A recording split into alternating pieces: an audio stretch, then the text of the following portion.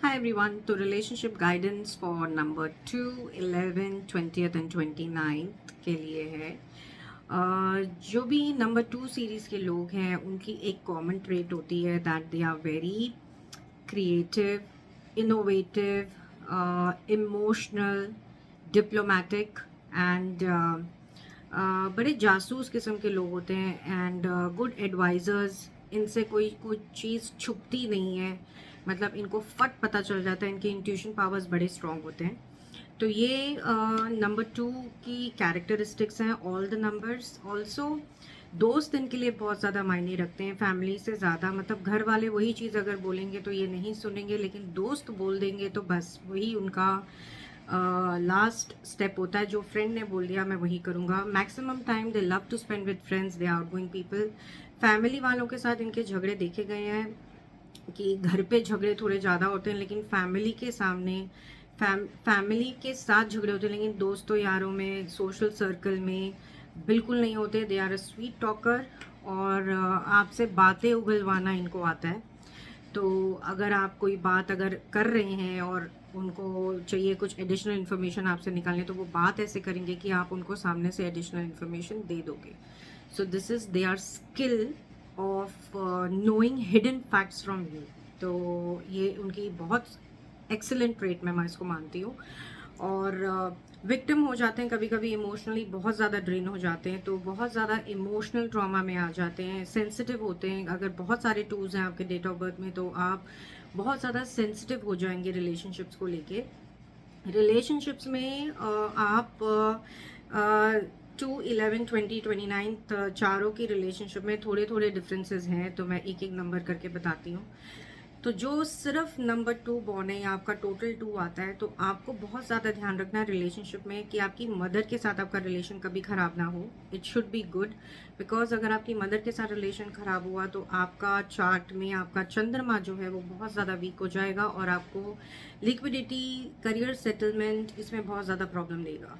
So make sure कि आपका चंद्रमा हमेशा स्ट्रांग रहे, और आपके मेंटल पीस के लिए भी बहुत अच्छा रहेगा अगर आप अपनी माँ के साथ रिलेशनशिप अपनी अच्छी रखेंगे।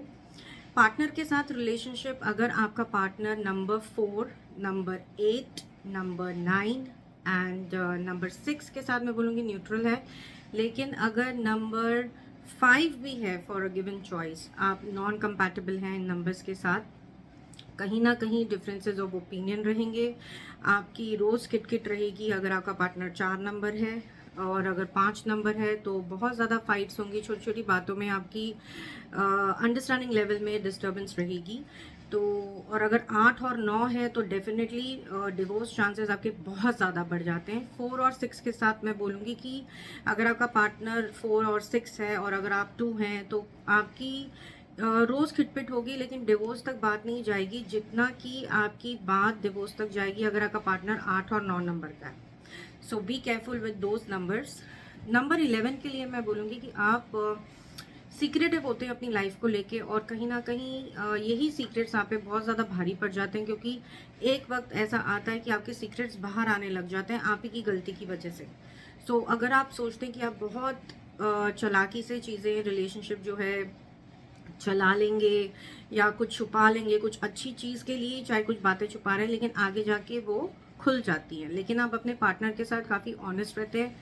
और क्या कहते हैं, ट्रस्ट फैक्टर, ट्रस्ट इश्यूज आपको बहुत ज़्यादा आते हैं। आप वहम में हो जाते हैं कि क्या ये आपके लिए सही है क्या नहीं है। तो वो विश्वास फैक्टर जो है आपकी लाइफ में बहुत देर से किसी के ऊपर आता है। आप किसी पे इमिजिएटली आप विश्वास नहीं कर पाते इमोशनली, इसलिए आपको शेयर भी इतना एक्सप्रेसिव आप नहीं हो पाते, क्योंकि आपको ऐसे लगता है कि पीपल विल जज योर इमेज।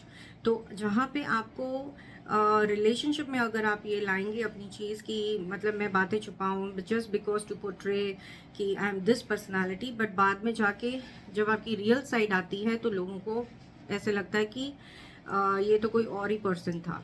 तो 11 नंबर के लिए मैं गाइडेंस ये दूंगी कि फर्स्ट ऑफ ऑल आपको 8, 9, 4 नंबर के साथ अगर है तो यू हैव टू एक्सेप्ट कि आपकी फाइट्स होने वाली हैं। और 6 नंबर के साथ is going to be neutral. 2 number, अगर कोई 2 नंबर का ही पार्टनर है तो also it is going to be neutral. तो 8 और 9 के साथ आप शादी ना करें।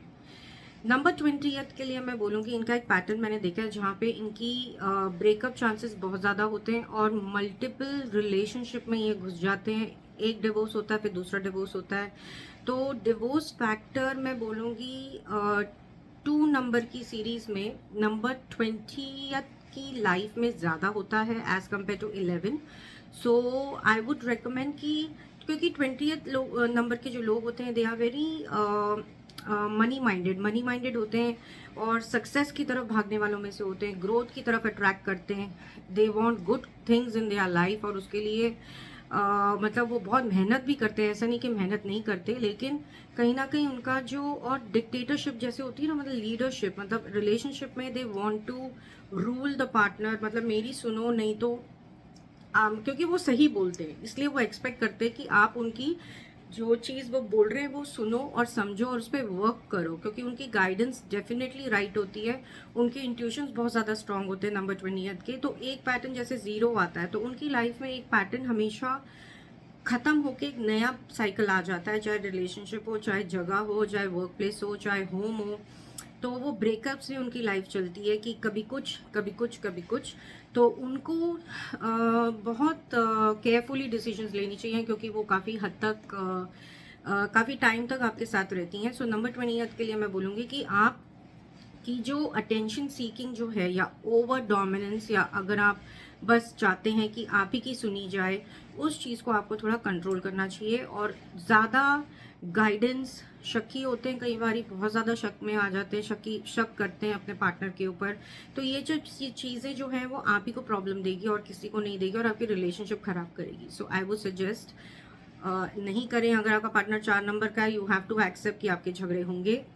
और 8 और 9 के साथ तो I would definitely not recommend that you should Mary.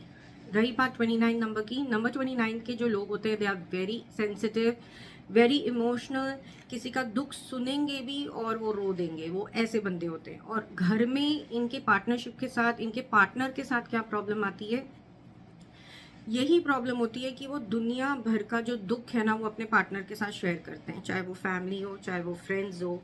और वो एक वक्त के लिए नहीं, एक हफ्ते तक के टाइम के लिए वो एक ही चीज़ बार बार बार बार बार बार बोलते रहेंगे।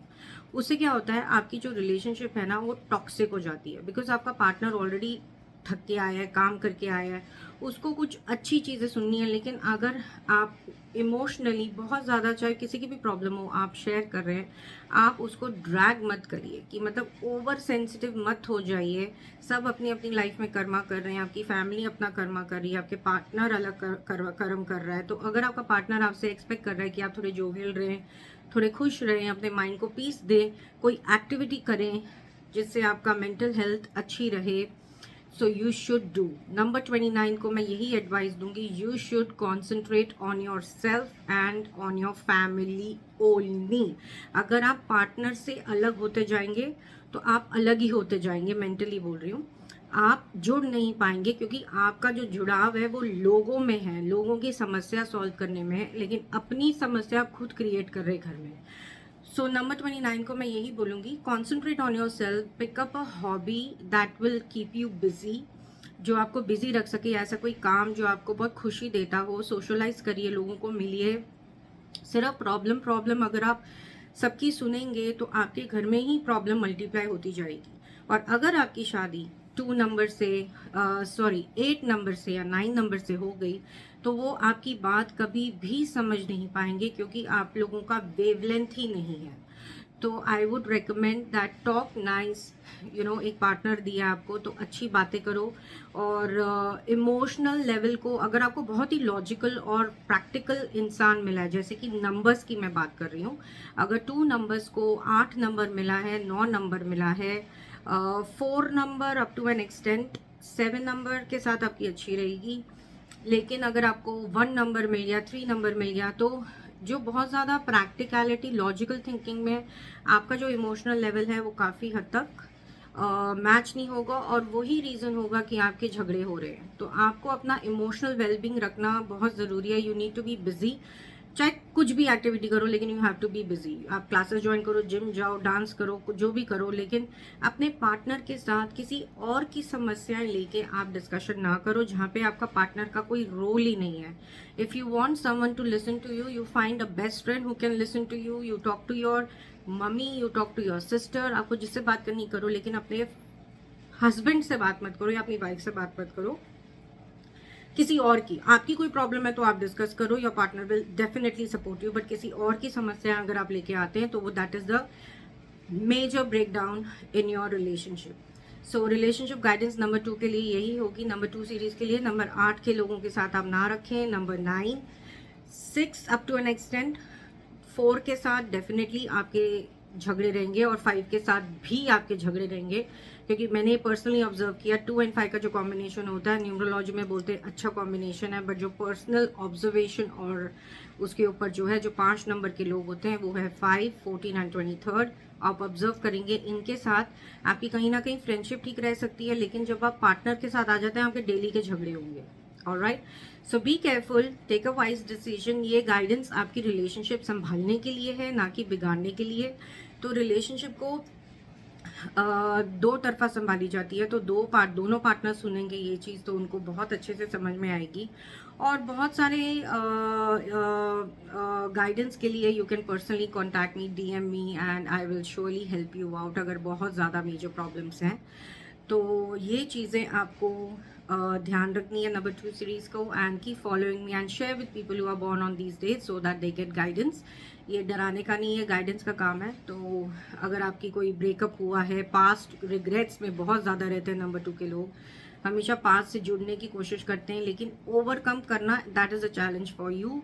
So that is the basic Karma, basic मैं बोलूँगी कि karmic lesson to overcome your past regrets. So work on that self, work on yourself to overcome your thinking process. और आपका thinking process तभी कम होगा जब अपना आप माइंड किसी चीज़ में लगाएंगे, किसी काम में लगाएंगे। अगर आप आइडल बैठे हैं, ट्रस्ट मी, आप आइडली बैठे रहेंगे और अननेसेसरी थॉट्स आएंगे, क्योंकि number 2 is ruled by moon which is very Moody, sensitive. तो आपको अपने आप ही थॉट्स आते रहते हैं, इमोशनल थॉट्स आते रहते हैं, इसमें आपकी कोई गलती नहीं है। आप यहाँ बैठे, अमेरिका में बैठे, कहीं भी बैठे, आपको थॉट्स आते रहेंगे। और last but not the least, आप में बहुत पोटेंशियल है। आप जो काम करते हैं पूरी शिद्दत से करते हैं और आपको आइडियाज़ भी बहुत सारे आते हैं, बस आपको एक पुश चाहिए होता है इम्प्लीमेंट करने का ideas. So you should definitely implement those ideas. Also एक सपोर्ट सिस्टम आप हमेशा ढूंढते हैं। आप अगर कुछ करना भी चाहते हैं तो आप हमेशा सोचते हैं कि कंफर्मेशन किसी से मिल जाए, काम करने से पहले, मतलब कोई कंफर्मेशन दे दे कि हाँ मैं सही कर रहा हूँ। तो मैं बोलूँगी कि प्लीज़ आप अपने अंदर एक सेल्फ कॉन्फिडेंस लाइए, सेल्फ मोटिवेशन लाइए कि आप ये कर सकते हैं, ये काम आपके लिए बिल्कुल सही है, आपको किसी की भी कंफर्मेशन की ज़रूरत नहीं है। You are a good advisor for people. तो आपको भी आपकी इंट्यूशन लेवल ही, इंट्यूशन पावर ही आपके लिए बहुत है आपको गाइड करने के लिए। So do not lose that self confidence. Alright, thank you so much for connecting with me and do follow me for more videos. Good bye.